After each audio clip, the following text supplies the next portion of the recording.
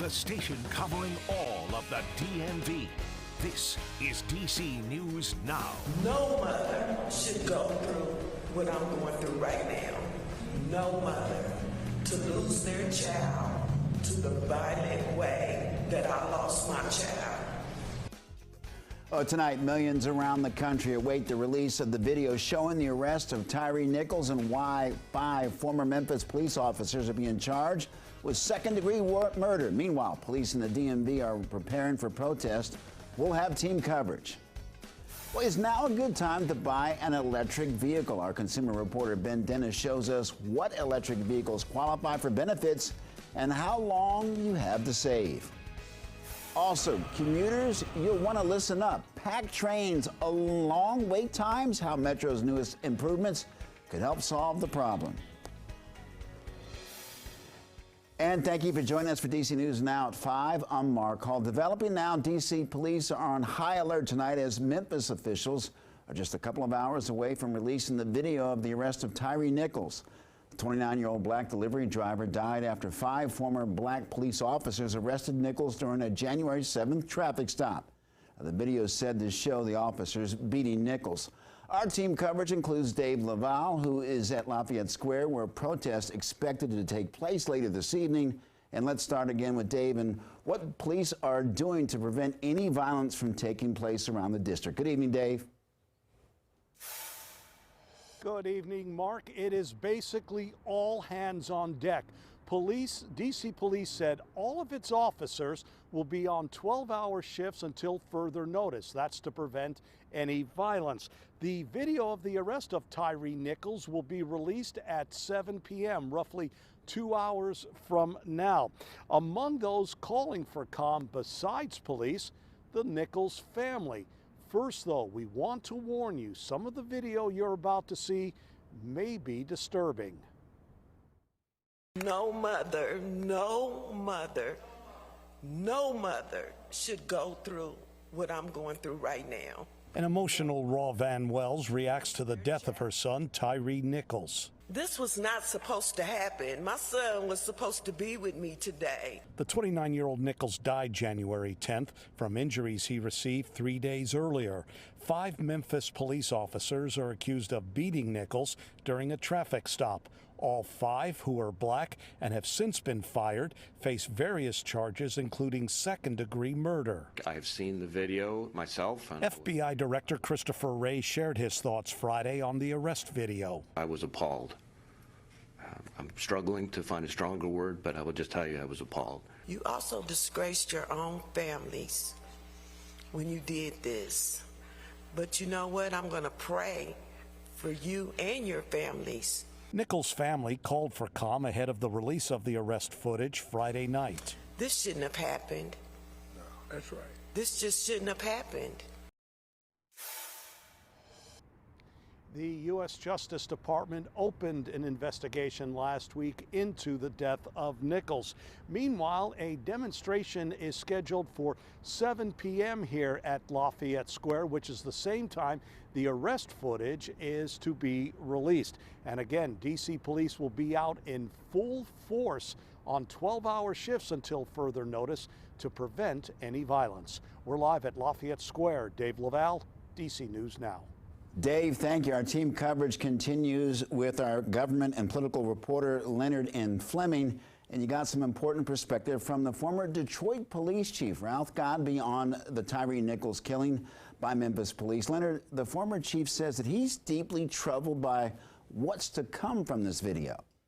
Yes, he is. He is deeply troubled and upset at what he terms the over-aggressive culture of policing that seems to target and oftentimes kill African-American men. But it's not always a black and white problem, he says, as this case shows with 5 black officers facing serious charges today.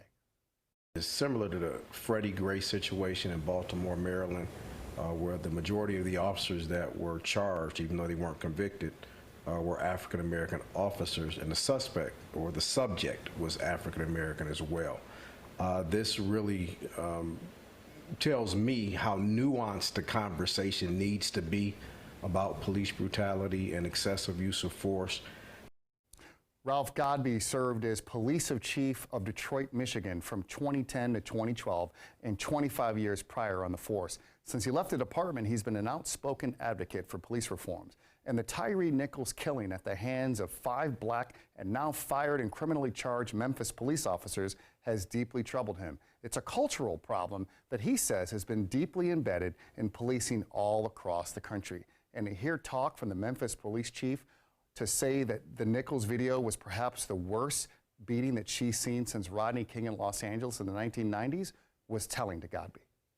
For a chief of police to speak that openly about the misconduct of an officer, to be charged already, that's something that is atypical for law enforcement en masse in this country.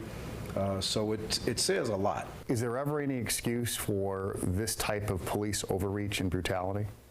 There are reasons, but no excuses.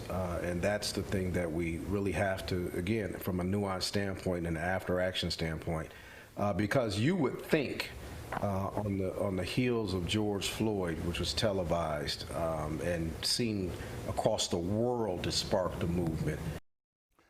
We will have more from the ex-police chief in Detroit and how and why officers find themselves in these unfortunate situations and what needs to change about the culture. Reporting from the studio, Leonard and Fleming, DC News Now, back to you. Very much. We're taking a live look at the Washington Monument where the sun was shining, but my goodness, the wind made it feel very cold outside. Let's over to meteorologist Damon Madsen. And Damon, are we expecting cold temperatures this weekend? Not the entire weekend, thankfully, but tonight, yeah, it's going to be a little chilly out there. And hey, if anything, though, it is nice after a very unsettled week weather-wise to see some of that evening sunshine just before it sets here over the district. So a nice view, but if you're stepping out to catch some of that view, yes, you'll need to bundle up, no doubt about it. Look at how warm those high temperatures got. Not very warm at all, mid-40s. That's where we were here along I-95 in the district. And then even as you went across northern Virginia, further to the north and west, we were in the upper 30s in Hagerstown, Martinsburg, and Cumberland. So yes, a very chilly but more typically chilly day out there today. And those temperatures now are starting to cool down a little bit, still in the 40s right around the district and in those upper 30s to the west. But we will quickly be dropping those temperatures now as we go throughout your evenings. So whatever Friday night plans you may have, be sure to bundle up. Those temperatures will quickly fall down through the 30s, mid-30s as a matter of fact, by 8 o'clock. And we're looking at low temperatures tonight in the 20s and 30s. But as we get into your Saturday, just how much are we expecting those temperatures to warm right back up to kick off the weekend? And when might there be a couple of late rain showers that you'll have to dodge? We'll let you know in that full forecast coming up here in just a bit. This gentleman just came into the house and he wants to wait there for my wife to come home. And this is part of the cryptic 911 call from Paul Pelosi asking police for help after a stranger entered his home with a hammer. A new video of the attack has also been released, and you can see in the body cam footage the police arriving at the Pelosi home and confronting the suspect, David DePape, who's holding a hammer and Pelosi's arm. Pelosi also seems to have his hand on the hammer. Once police ask what's going on, DePape responds that everything is good. Pelosi tries to let go of the hammer and move away, but DePape then swings the hammer at Pelosi. Police are able to restrain DePape while Pelosi is unconscious on the floor.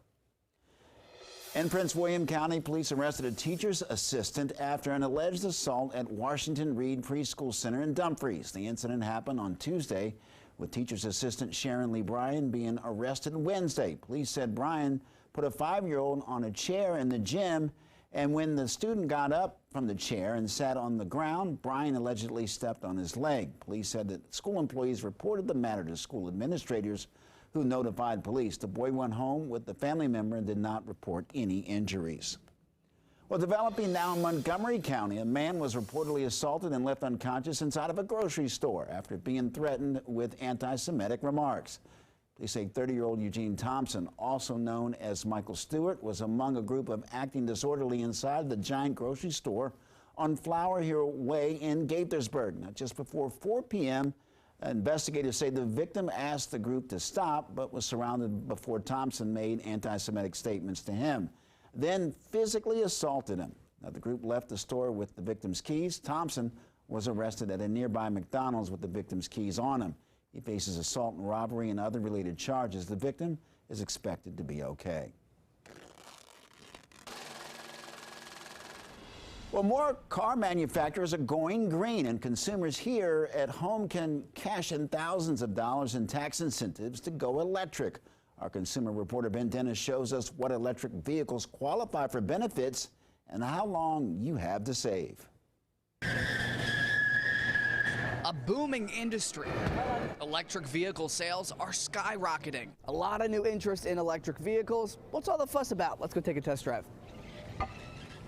Hear that? Yeah, I don't hear that. At the Washington Auto Show, the latest in the EV market on full display. Trying to find out, what's the latest and greatest electrics. And the show comes at a time with good news for consumers. The Inflation Reduction Act extended the tax credit for new clean vehicle purchases through 2032, up to $7,500 credited. And new EVs that qualify, the IRS says the Mustang Mach-E, Volvo's XC40 Recharge, and the Chevy Bolt. And if you bought these cars new in the past, you too could get the credit. Hyundai Sonata plug-in hybrid, the Nissan Leaf, and Subaru's Crosstrek hybrid. Consumers shared their own buying advice. I usually go at the end of the month when they want to make that quarter. Well, I usually want to sell a certain amount of vehicles at the end of the month. When you go to the dealership and you want to buy a car, but you want to get the best price, make sure they're not stiffing you. How do you do that? What's your strategy? Google. Google. I search Google way before I go to the dealership. And that advice is key because the EV tax credit has new requirements. Qualifying vehicles must be made in North America, purchased for your own use, not to resell. Plus, there are income requirements. Adjusted gross incomes not to exceed $300,000 for married couples filing jointly, $225K for heads of households, and $150,000 for other filers. When you buy a vehicle that plugs in, there's a network that works right on your smartphone, and it helps you identify exactly where chargers are, and not only where they are, if they're available as well. Where to find a charge? The U.S. Department of Energy has a map. Locations shown in D.C., Hagerstown, Prince George's County, and more. And your ticket to ride toward savings? Right here, this 8936 tax form, submitted when you filed your taxes. Important note, the IRS is reportedly slated to add new qualifications to this credit in March, on top of what we've just explained. So consumers may wish to buy before then. Be sure to visit our website to double check cars that qualify before heading to the dealership. Ben Dennis, DC News Now.